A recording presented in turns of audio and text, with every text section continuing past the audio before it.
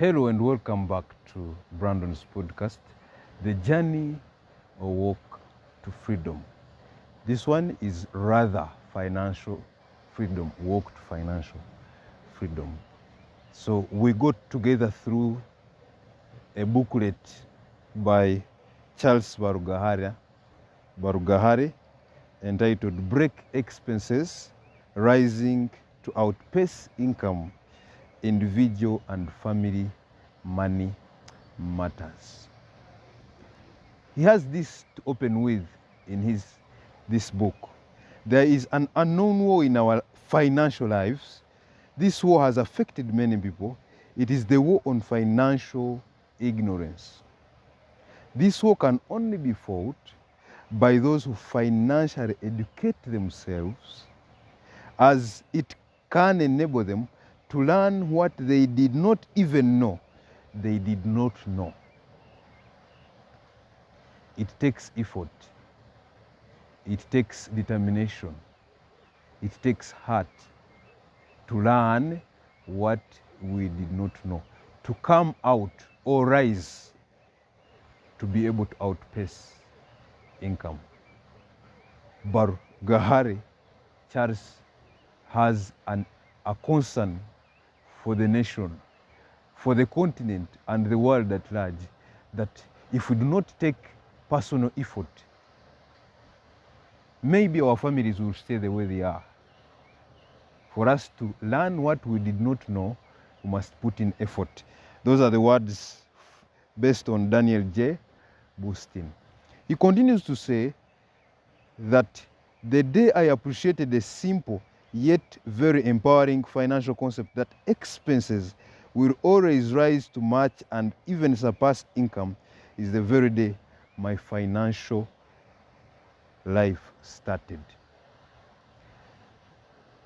You have been working maybe 1 year, 5 years, 10 years, 20 years, but maybe there is no show for it.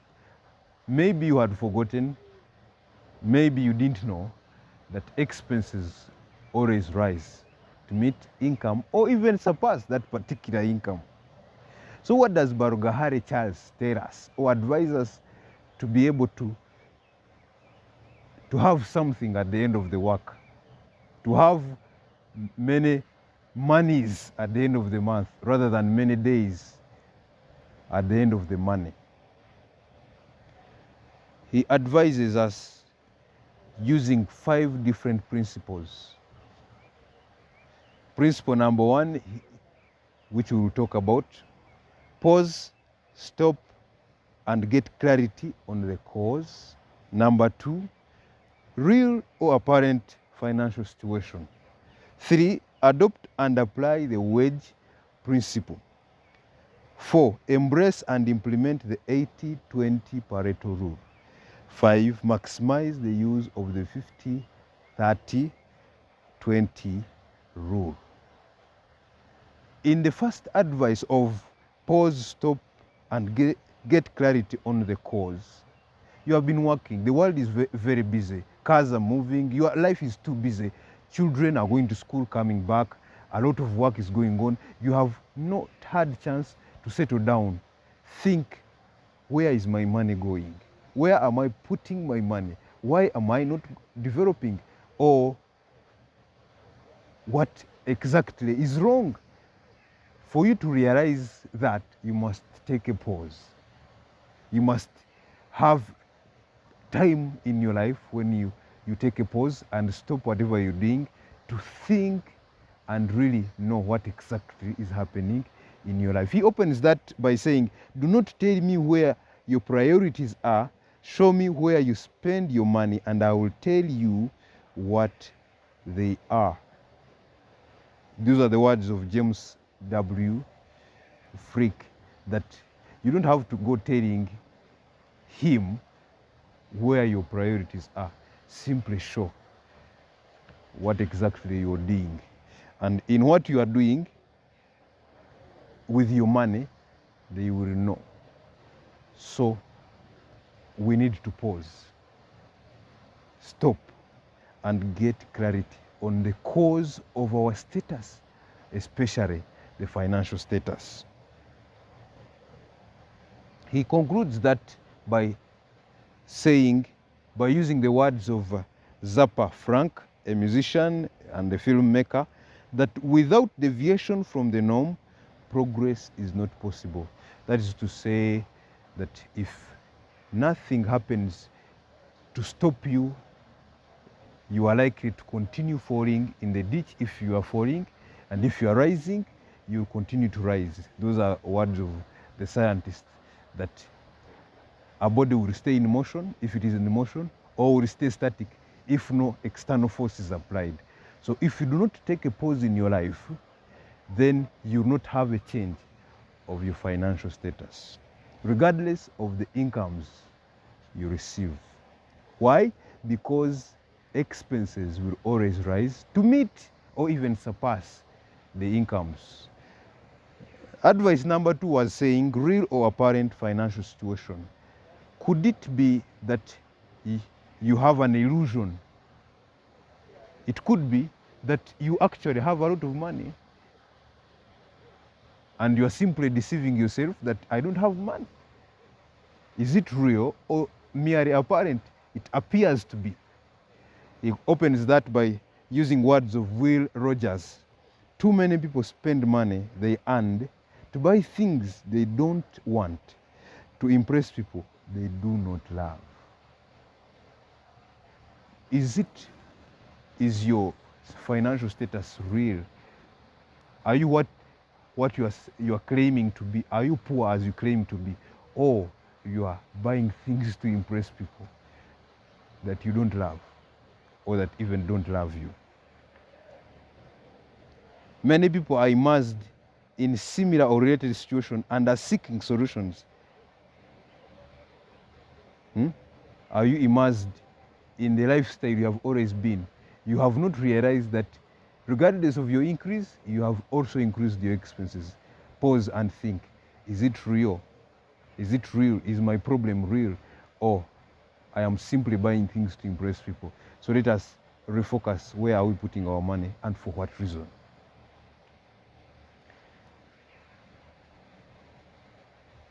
He concludes that chapter by talking or using words like, do not tell me what you value.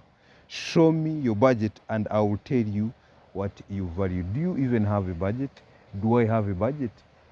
The budget will tell what I really value. The higher percentage goes to clothes, then I am interested in fashion. So let us think, where are we in our life?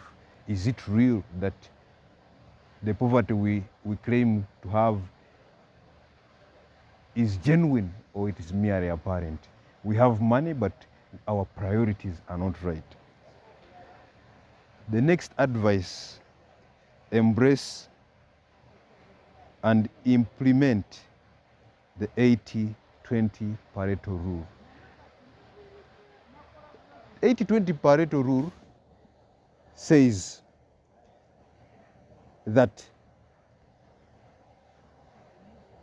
80% of your value is likely to come from 20% of the tasks you perform.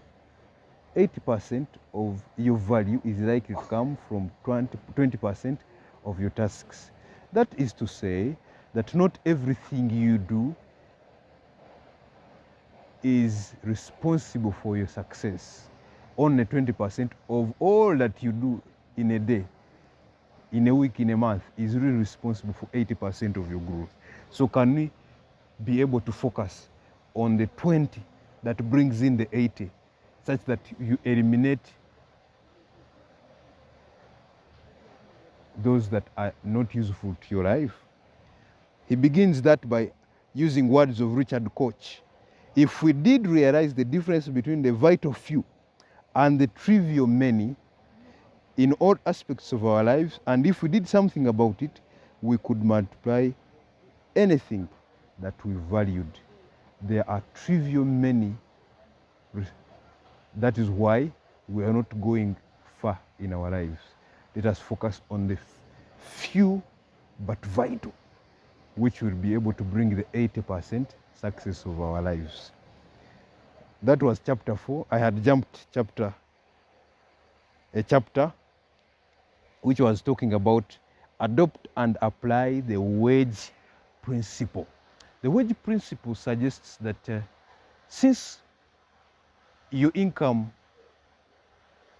is always going to be met with the expenses, that is to say, expenses will always rise to meet your income, then can we adopt a wage principle which suggests that for whatever increment you have on your income, let 50%, according to him, let 50% be for increasing your standard of living, and 50% of that increment be to your saving and investment. What are we saying? If your salary has been 1 million and it has increased to 1.2, the increment is 200,000. Let 50% of that, which is 100, be to increase your standard of living, and 100% that is remain, rather 50%, which is 100,000, contribute to your saving and investment. He is saying that we cannot stagnate our standard of living just in search for fulfillment in life. No, our standard should also increase, but it should not increase at the expense of our saving and investment. So he advises us to take the wage principle: 50% of the increase, standard of living, improvement; 50% saving and investment. The last chapter has this to tell us. It is telling us maximize the use of the 50-30-20 rule. Well, this one you have known a lot about. You can make money in two ways: make more or spend less, according to the words of John Hope Bryant. That there are two ways of making money. You either make more or spend less. And in this regard, the writer Charles Barugahare advises us, let us spend 50% on needs, 30% on wants, and 20% on savings and investments. Break expenses, rising to outpace income. He simply is saying that as individuals, as families, we have got to think about our expenses such that instead of having expenditure increase to meet our income, or even surpass that income, such that our net is either zero or negative, we can be deliberate about where we put our monies and how we use our monies on a daily life. Spend 50% on the needs, 30% on the wants, and then 20% on saving and investments.